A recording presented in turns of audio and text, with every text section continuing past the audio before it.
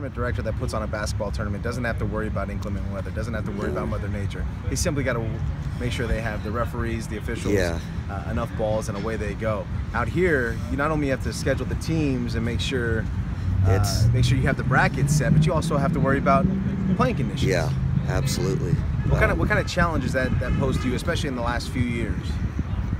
Well, the last few years, up until this year, it's been fairly easy because we've had some pretty dry spring. This year was really tough. I mean, we knew that the rain was coming. Fortunately, we have a bunch of teams that are pretty flexible. We have a couple teams from the Bay Area that might not be able to stay until Friday. So I've got to try and figure out what we can do for them to make sure that they get their games in. We're still working at that stage though right now. What does your typical day look like? I know this morning you're up at 7:30 out here at the field.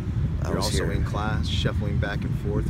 I was here at 6 o'clock this morning and just looking at the field, trying to make sure it was okay, and sitting in the dugout and meditating while it just poured and poured and poured. And I was on my phone, texting and calling the teams, letting them know.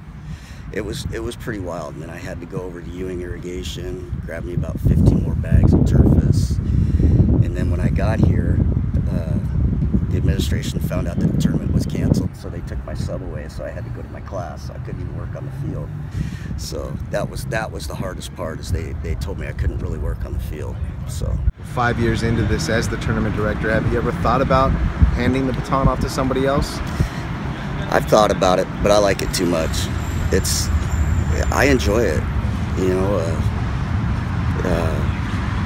It's not time yet. Maybe someday, but not yet.